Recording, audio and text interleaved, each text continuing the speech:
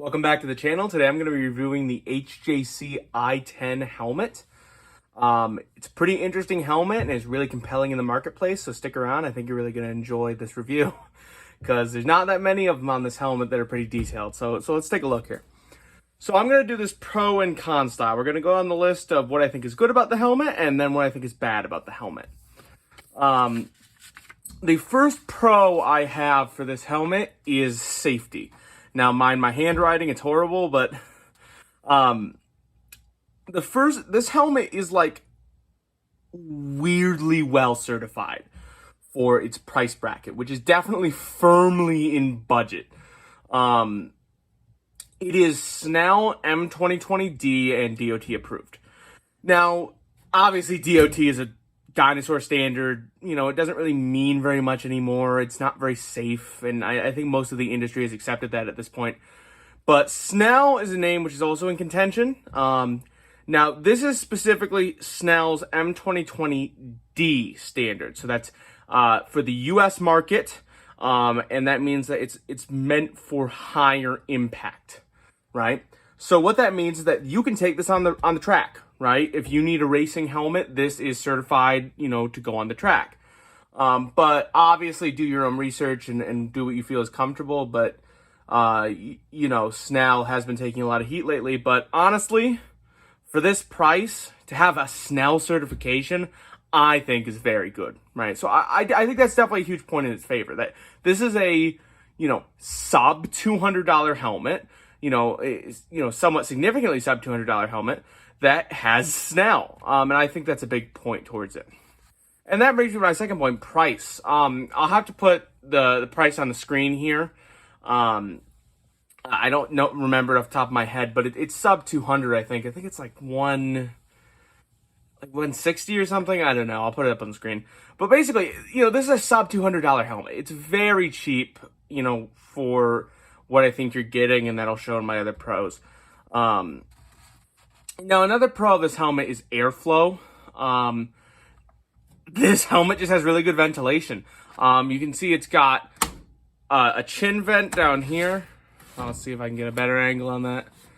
Yeah, it's got a chin vent down here, which is pretty good. Obviously, the visor pops up. Once the visor pops up, it can get way out of your head, you know, if you want to open that up. It's got a, you know, it's got a vent here right above your forehead. That's good. And then it's got two kind of upper head or upper forehead vents. Basically, when all of these are open, especially with the visor open, because, you know, I wear glasses, so I do ride visor open, you know, fairly often. This thing flows a lot of air, which is, you know, in my opinion, impressive for a helmet, you know, of this price range. It was really well thought out, in my opinion. So you know, I'm really impressed with that, with the airflow. So if you live somewhere hot, this helmet would probably be pretty good for you. Now my next pro, and this is a big pro for, you know, a commuter like me who rides in all weather, is pin lock ready, right? I actually have a pin lock on here. This is like a stick on weird one, but, this visor is pin lock ready. It has the posts for pin lock. So, if you don't know, if you're new to riding, you're looking at budget helmets, you know, trying to see which one is for you. Pin lock is basically a system that allows a kind of plastic filter to go in between that acts as an air gap. And it essentially, it essentially gets rid of 95% of fog. Your helmet's not going to fog up nearly as much, which, especially if you're riding in the rain, especially if you're riding in the cold, is just fantastic.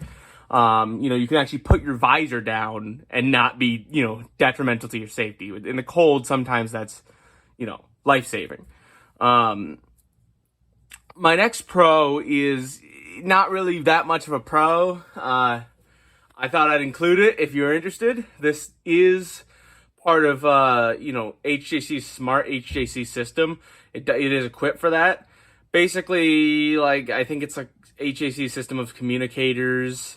I forget which brand it goes to. It might be Senna. I'm not sure. Basically, if you want HJC's built-in communicators, which, as far as I understand, are pretty good, this is equipped for that. But I don't really care about it all that much, really. And then, the next pro I have, and this is my last pro, is just that, this is an HJC helmet. HJC is a well-known and, generally respected manufacturer, at least to my understanding. It also has a 3-year warranty. Now, obviously, it's a limited warranty. I haven't looked through all the warranty information, but it does have some kind of warranty of some kind for 3 years. I think the fact that it's a trusted brand, to me, means a lot. There are a lot of beginners that buy really, really, really kind of untested, unknown gear because it's cheap. And, this gear is firmly in the, this helmet is firmly in the budget range. And yet, it's a trusted brand, and I think that means something. Okay, now we're on to the cons, the stuff which might turn you away from the helmet, right? Fit and finish. This is a cheap helmet, right? No getting around it. It's not an expensive helmet. It doesn't use crazy nice materials. It doesn't have, the cloth isn't made of like velvet. It is a budget helmet for sure. And there's nothing wrong with that, but just know that this isn't a really crazy, luxurious feeling helmet.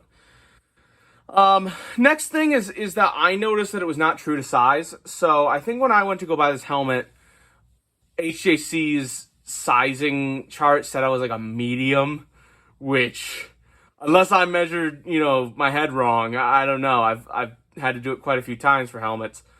This is a 2XL. This is a double XL helmet, which funnily enough is also the largest size that they have it SNEL rated. So if you wear a triple XL, you're not getting SNEL. Point being, yeah, the helmets are not really true to size. If you're going to go buy it, I recommend you go someplace that you can actually try them on, because I found they were not true to size.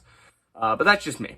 And then my final thing is another safety thing, and that this is not a fiberglass helmet. This is polycarbonate.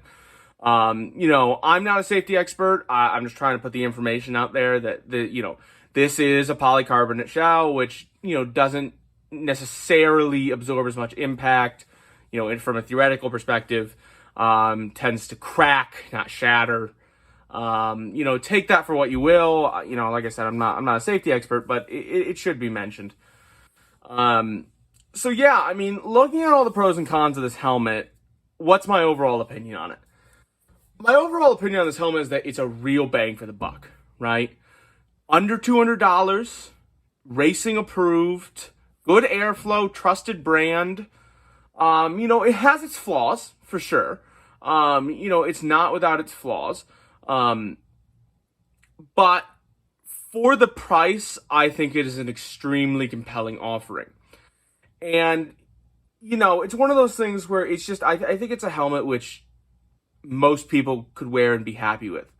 That most people would also be safer wearing a helmet like this than, some crappy half helmet that I see people roaming around in, or no helmet.